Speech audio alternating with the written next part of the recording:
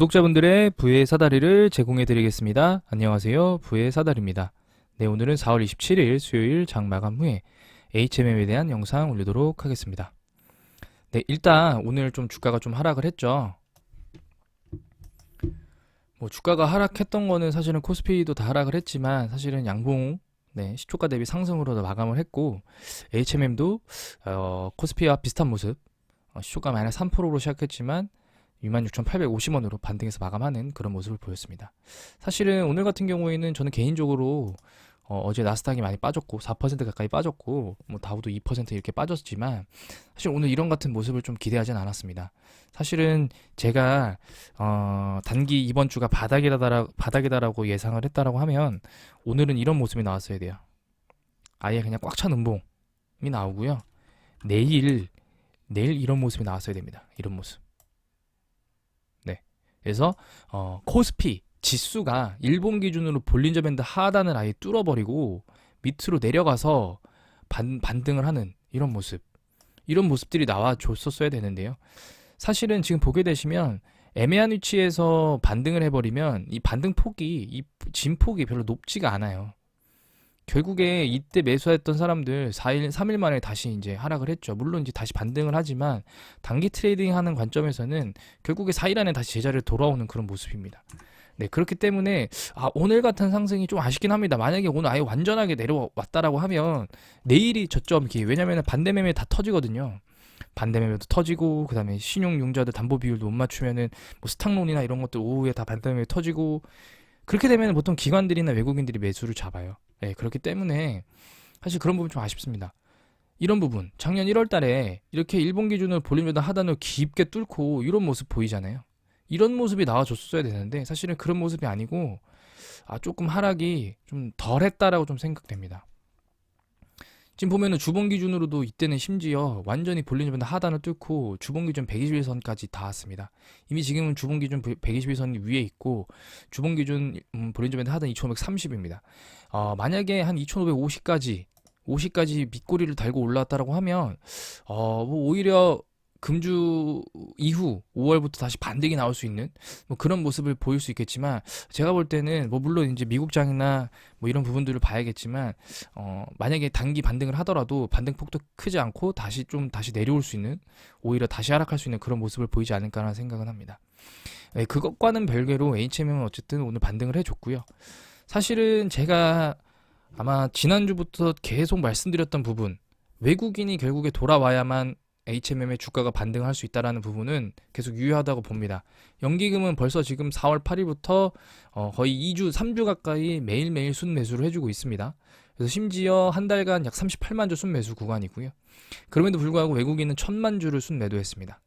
네, 거기에 그 외국인의 물량의 거의 8할, 9할을 개인이 받았고요. 그 중에서 한 2할을 기타법인이 받았습니다.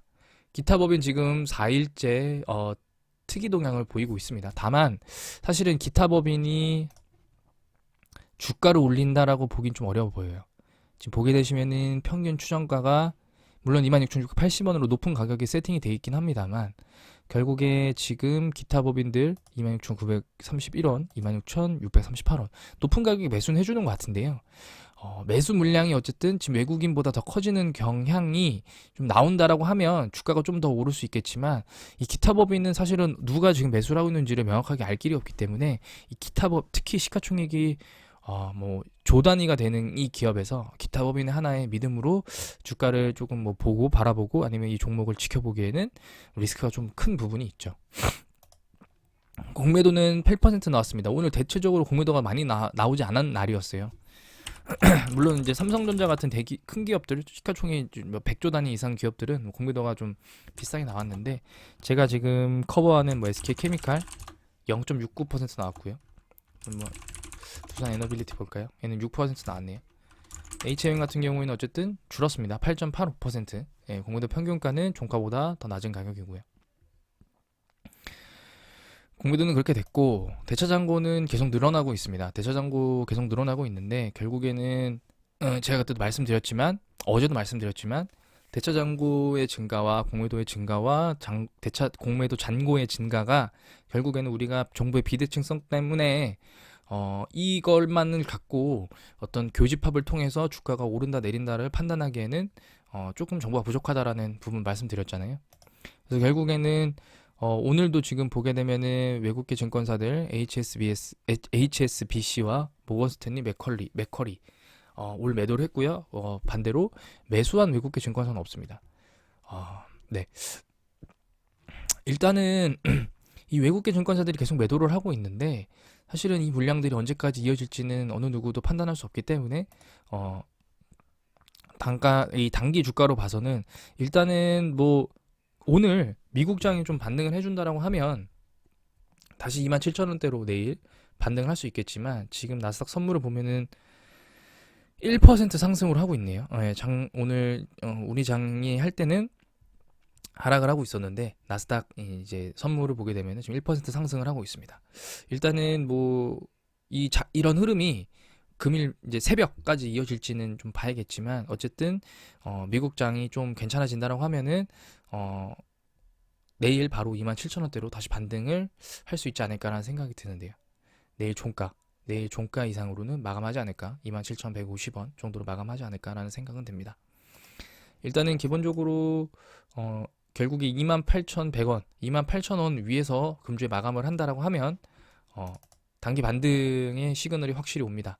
28,300원이면 가장 좋고요. 28,300원이면 가장 좋지만 어쨌든 28,100원 이상 위에서 마감을 해준다라고 하면 주가가 다시 반등해서 외국인도 돌아올 수 있는 그런 환경과 조건을 갖출 수 있다라고 생각하시면 될 것 같고요. 일단은 오늘 같은 날은 사실은 장이 많이 안 좋았기 때문에 뭐 오늘 같은 날 만약에 연기금이 팔았다라고 하면은 사실은 뭐 이 20일간의 매수가 허매수라고 볼 수 있는데 오늘 같은 날도 사줬기 때문에 외국인을 좀 믿고 연기금을 믿고 주가가 얼마까지 버틸 수 있는지, 그리고 만약에 추가적인 급락이 나올 때 어느 정도의 폭으로 반등할 수 있는지를 한번 지켜보시는 것도 좋을 것 같습니다. 네, 오늘 영상은 여기서 마치도록 하겠습니다. 시청해주셔서 감사합니다.